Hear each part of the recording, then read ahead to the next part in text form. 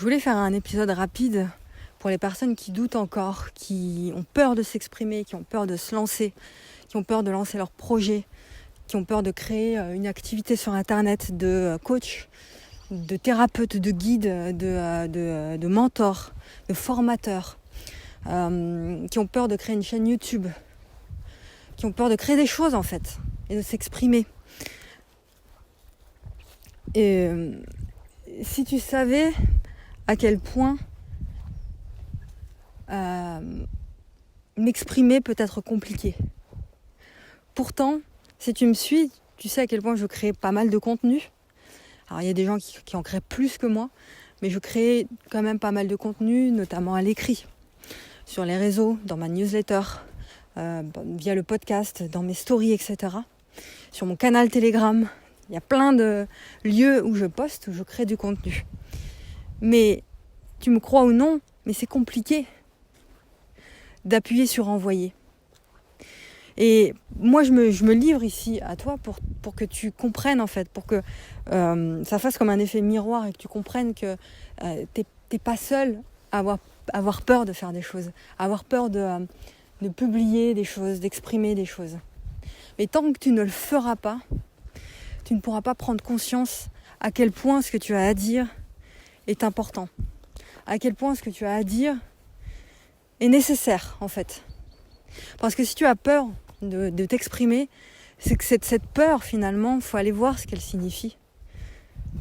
On n'a pas peur comme ça pour rien, c'est qu'il y a des enjeux derrière.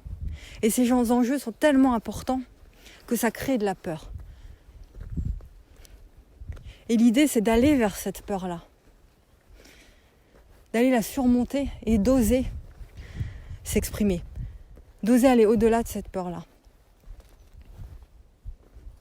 En étant dans ta vérité. Parce que quand tu t'exprimes, tu es dans ta vérité. Quand tu exprimes vraiment des choses avec ton cœur, des choses qui viennent de toi. Je te parle pas des créateurs qui ne font que répéter tout ce qui est dit à l'extérieur. Moi, je te parle vraiment de toi qui me suis, qui est un être hypersensible, un être très empathe et qui ressent beaucoup tout ce qui se passe, qui reçoit beaucoup de messages, qui reçoit beaucoup de signaux à l'extérieur et qui a besoin de les exprimer. Parce qu'il y a ça aussi, en tant qu'hypersensible, on a besoin de s'exprimer. Peu importe le moyen d'expression, hein. Ça peut être l'écrit, ça peut être faire des vidéos, ça peut être faire du dessin, de la chanson, tout ce que tu veux, mais fais-le en fait. Parce que tant que tu ne le fais pas, tu refuses de te positionner dans ta vérité. Et tu n'es pas toi donc. Donc tu vis une vie d'un autre, tu vis une vie limitée, où tu baisses tes standards en fait. Et l'idée c'est de les élever ces standards-là. Et c'est pas compliqué. C'est pas compliqué d'appuyer sur envoyer et puis d'aller faire autre chose. Avant ce que je faisais c'est que j'avais tellement peur des réactions des gens et tout vis-à-vis de mes contenus que j'étais tout le temps pendue à mon téléphone en train de regarder ce qui se passait.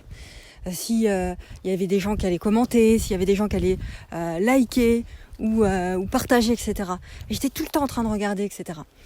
Aujourd'hui, j'appuie sur envoyer et je pose mon téléphone et je fais autre chose. Et c'est tellement, tellement libérateur d'en arriver là finalement. Parce que toi, c'est comme si tu semais des petites graines. Quand tu sèmes des graines dans ton jardin, tu vas pas toutes les 4 minutes aller regarder si la graine elle pousse. Tu la laisses faire son travail. Ton contenu, c'est exactement la même chose. Tu le laisses travailler. Tu le laisses faire son travail. Si tu as mis ton intention à l'intérieur, tes mots, tes vibrations, ta puissance, il fera ce travail. Il fera le bon travail, ton contenu. Fais-toi confiance, en fait. Tu vois ? Et quand tu te positionnes dans cette vérité et que tu l'exprimes, tu es fier de toi. Et tu auras toujours peur de toute façon. C'est toujours le cas pour moi quand je poste surtout des épisodes du podcast ou sur Instagram où je me livre beaucoup. J'ai peur, je me dis mais... Enfin, c'est pas de la peur où je suis effrayée, c'est de l'appréhension. Je me dis voilà, est-ce que ça va être compris ? Mais j'ai tellement publié maintenant de contenu que c'est plus pareil, ça n'a plus la même teneur. Aujourd'hui, je poste, je sème des graines et puis voilà, et parfois je récolte les graines que j'ai semées, mais des mois après. Il y a des contenus aujourd'hui, des podcasts que j'ai publiés sur YouTube et sur les plateformes de podcasts qui ont aujourd'hui atteint les plus de 10 000 écoutes. Ce qui peut paraître peu pour certains, mais pour un podcast, c'est plutôt pas mal pour un seul épisode. Et ces écoutes se multiplient de jour en jour. Là, il y a un épisode du podcast sur l'hypersensibilité qui fait un gros buzz, on va dire. Mais je crois que ça fait 6 mois ou 8 mois que j'ai posté l'épisode. Et j'ai des gens qui s'inscrivent tous les jours à la communauté via cette vidéo. Et ça fait 6 mois, je te dis. Mais si je l'avais pas posté cette vidéo, si j'avais dit vas-y, j'ai trop peur, je vais pas la poster, je fais autre chose, jamais j'aurais pu récolter aujourd'hui et jamais j'aurais pu faire passer mon message, surtout parce que c'est ça mon intention première. Mon intention, moi je m'en fous des vues. C'est ça qu'il faut comprendre, je m'en fous des vues, je m'en fous de tout ça en fait. Je poste mon truc, mon contenu, parce que mon message est important, parce que mon intention c'est de toucher les gens avec mon message. Mon intention c'est de créer des clics, des prises de conscience et des transformations avec ce que je fais. Et donc par ricochet, je reçois en termes, faut le dire, en termes de reconnaissance, en termes de mots, de gens qui viennent me dire merci. Donc ça, faut dire que c'est une chose en tant qu'humain qui est important aussi. Mais mon intention première, c'est de créer des transformations. Et donc par ricochet, je reçois ça. Je reçois aussi de l'argent, faut le dire, avec mes formations et mes accompagnements. Et c'est le juste retour des choses. Il n'y a aucun problème avec ça. Il faut arrêter finalement de se prendre la tête avec des choses qui n'ont pas lieu d'être. Reste simple, fais ce que tu as à faire. Si tu as un message à faire passer, fais-le passer. On s'en fout des likes, on s'en fout de tout ça. C'est vraiment pas le plus important.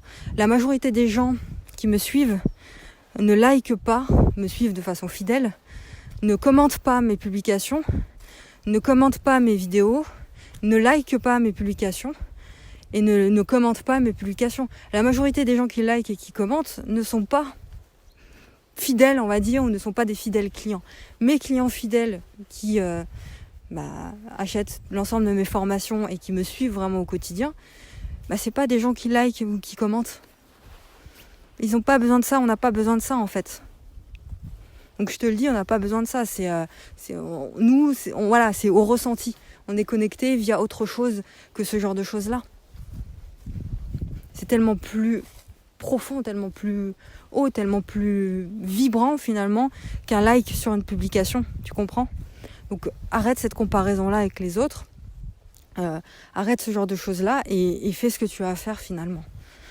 En tant que messager, en tant qu'entrepreneur, en tant que coach. Voilà, et par rapport à la vente, je vais faire un autre épisode parce que je veux laisser celui-là court. Je vais faire un autre épisode pour parler de la vente. Pourquoi c'est difficile pour beaucoup d'hypersensibles de vendre et de proposer leurs services, leurs produits. Et pourquoi je vends des formations. Plusieurs formations à l'année finalement. Je te ferai un autre épisode juste après celui-ci. Je te laisse avec ça. Dis ce que tu as à dire, fais ce que tu as à faire. Positionne-toi, puis on se retrouve dans un nouvel épisode du podcast. Ose dire au monde qui tu es vraiment.